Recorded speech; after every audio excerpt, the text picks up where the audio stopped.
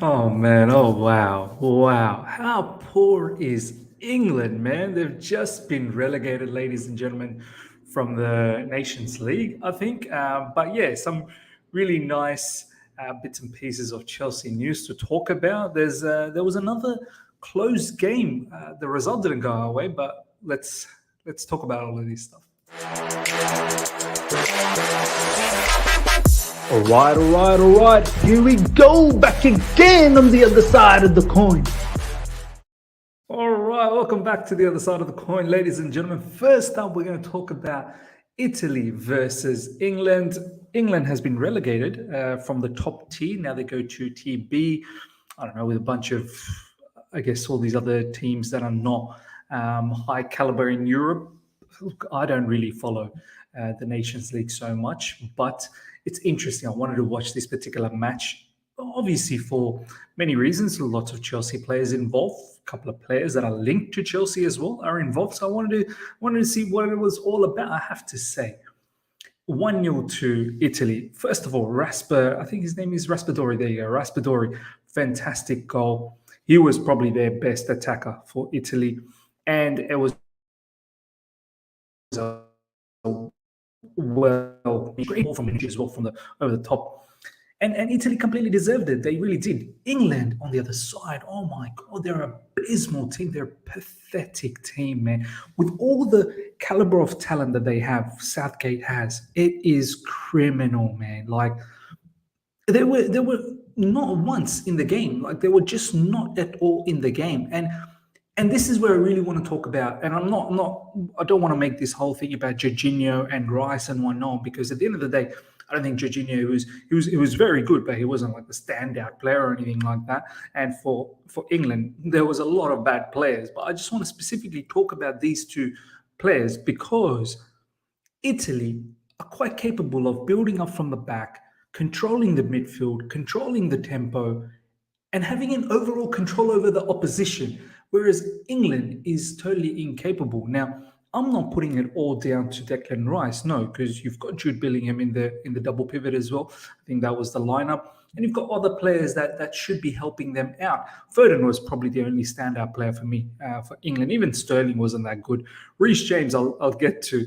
He was okay, but some of the stats that are going around making him look like he had a tremendous game. So had a decent game, but nothing to be overzealous about, I suppose. But going back to the point about Italy and Jorginho, this is why Jorginho's deemed as a proper value in Italy because of what he can do. He didn't do anything stunning. There was one excellent through ball that he played in the second half when they were 1-0 up. I think it was to Gabbiadini, and Gabbiadini should have scored that, to be honest. Jorginho was robbed of an assist. But it's that quality, man. And that's something that Declan Rice, on the other counterpart, does not have. They pretty much played the same sort of role. Jorginho, the deepest midfielder, and Declan Rice, the deepest midfielder there. Although Jorginho was there. England don't have that build up. Like, they don't have that capacity to control the game, whereas Italy, they do. They've got other ballers as well, but so does England. And this is the thing, ladies and gentlemen, and I know, look, Southgate is not a good manager. And as I said, it's not just on Declan Rice. There are other players that are not performing in this team. Harry Kane had an absolute stinker. Sterling does decently for Chelsea, and we've seen it for Man City, but he wasn't good at all. Foden, this is where I guess individual technique, individual quality comes into the frame, and Foden was probably the best player. Harry Maguire was obnoxious, absolutely obnoxious. Kyle Walker was poor as well. But yeah, like kudos to Italy, kudos to Jorginho's team.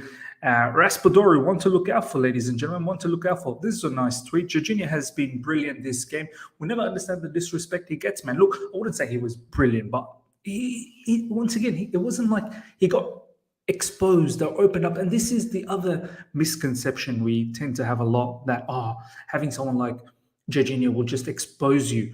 No one's denying the fact that he's got flaws. We've already mentioned that several times in this particular channel.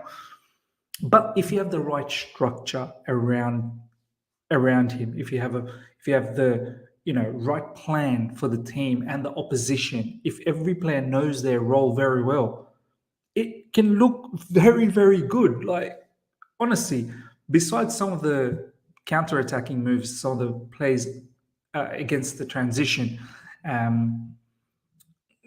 Jorginho never looked uncomfortable in that match one bit. He was never exposed, a couple of times here and there, but that was because of mistimed passes from other players, which then opened up the space. But it was Italy that was dicing and slicing up England on a regular basis. So look, and England has those world-class DMs, and this is what I've said. It's not about the individual, it's about the structure, man. It's so much about the structure. You get the structure right, everything should fall into place. Rice will never play in a top club if he doesn't improve in the build-up phase. He's a ghost. Look at the difference with Jorginho. And this is true. It's a tweet from social media. 100% true, man. This is exactly what went down in the match, where Jorginho was able to give Italy the control, whereas England just simply did not have any control of the match. And, I'm not putting it all on Rice, but him being that linchpin as the deepest midfielder, there was no control whatsoever. England lose 1-0 and are relegated. They now have not scored from open play for 450 minutes, worst run in 22 years. They've not scored an open play goal for 450 minutes, man. I don't know how Southgate's in the job, man. It's crazy. Look at this. This is what I wanted to talk to you about. Statman Dave. He goes around throwing these stats. Honestly, I appreciate the stats, and these stats are probably true. 100% dribbles completed could possibly be 1 out of 1 dribbles completed. 100% aerial duels won could probably be 2 out of, like, do you know what I mean? Like, percentages, I want to see the numbers, how many, but that's regardless. I watched the game. He was okay, but he wasn't as good as they're deeming it out to be here. Like, it's such a misconception, and this is why sometimes I hate stats, especially because of this guy, Statman Dave. He puts out all these stats, which oh man, it just gives the wrong impression. I love how PYS commented here. No one was good, man. Allow it. And then I said it. I replied back saying, I swear this guy's a huge reason why I hate stats sometimes. It's true, man. I want to see what other stats. I'm pretty sure he's probably going to have other stats available. Rafael Toloi, he was actually good. Some good stats for him, for Italy. Reece James, he didn't have any other stats. This is what Declan Rice had to say, ladies and gentlemen. Declan Rice isn't worried. I've seen it in training. We score goals for fun. Trust me, we're going to be good. All right, we'll see, man. I think in the World Cup, they're going to be in for a massive shock, man. Their form is poor. They're now relegated into the second tier of Nations League. And apparently, England won't be seeded for the Euros qualification. So they could be in the mix to play against some top teams. Now, next up, ladies and gentlemen, Christian Pulisic news. Good thing I actually didn't do a watch-along. I wanted to do a watch-along because I thought Christian Pulisic would play against Japan. Japan won against USA 2-0. Christian Pulisic, however, is injured, didn't feature. Christian Pulisic is off today's roster because of a knock he took in training earlier this week. He will be evaluated day-to-day for his availability to play against Saudi Arabia on September 27 in Murcia, Spain. Yet another injury. Now, I don't know. Is this just a precautionary thing? We'll get to know down the track. Hopefully this doesn't linger on for too long and he starts missing Chelsea games as well. And this is the thing, man. It always seems to happen, these little knocks, niggles, which then stops his momentum.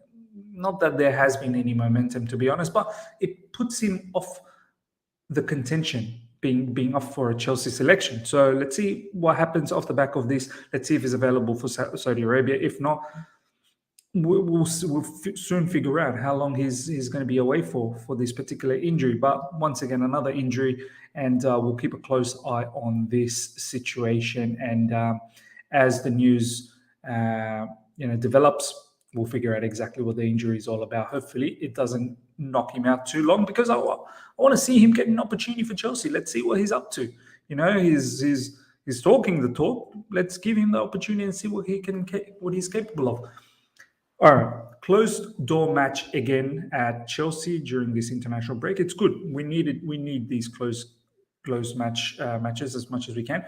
But we lost. Chelsea 11 lost 4-2 to Portsmouth at Cobham Training Ground earlier today.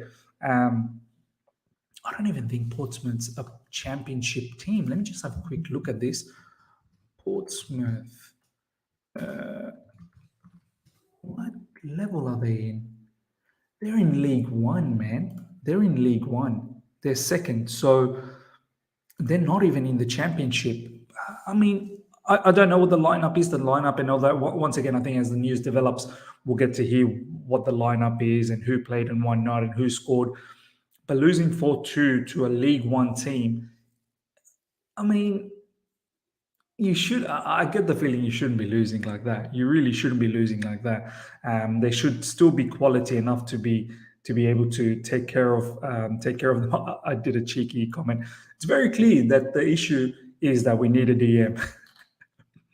You hear those kind of comments a lot. Joe Pigott netted a hat-trick as Portsmouth defeated Chelsea 4-2 in a behind closed doors friendly this afternoon. Portsmouth boss Danny Cowley said, "We were without a league game this weekend, and so we're really grateful to Chelsea for hosting us." So Joe Pigott, that's his name, Joe Pigott, scored a hat-trick against us.